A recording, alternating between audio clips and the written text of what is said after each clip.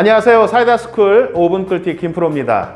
중간고사가 끝나고 수행평가 시즌이 돌아왔습니다.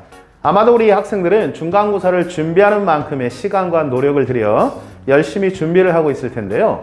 그런데 왜 이렇게 수행평가에 신경을 쓸까요?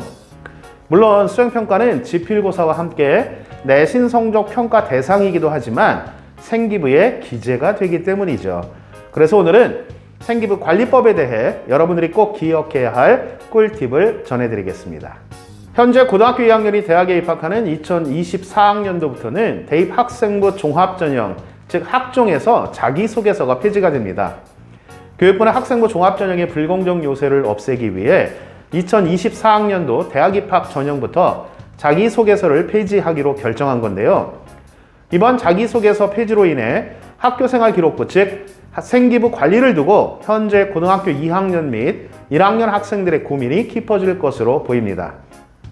왜냐하면 자기소개서는 생기부에서 드러내지 못한 부분을 표현할 수 있는 평가 요소이기 때문에 결국 자기소개서가 폐지되는 만큼 생기부에 기재되는 내신 성적과 자율활동, 동아리활동, 진로활동, 세부능력, 특기사항, 그리고 대학별 면접이 더욱 중요해질 것으로 보이기 때문입니다. 특히 일반 선택 과목은 물론이고 ABC 성취도 평가로 이루어지는 진로 선택 과목 같은 경우에는 자신이 지원하는 전공과 연관된 과목을 선택해서 기존의 자기소개서로 보여줄 수 있었던 역량을 생기부의 세부능력 특기사항으로 대신 보여주는 것도 매우 중요해질 것으로 보입니다.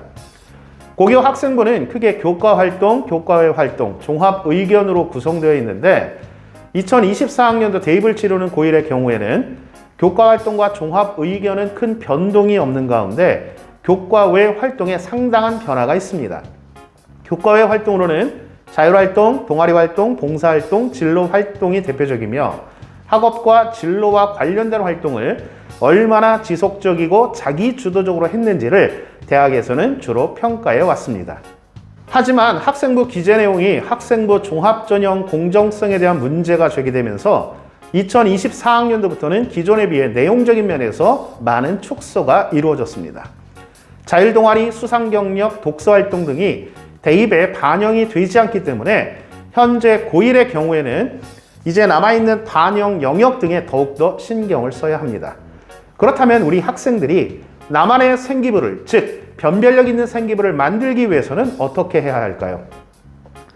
관련 활동의 교과 성적은 대부분의 대학이 주요 과목의 상위 등급 과목의 수를 평가합니다.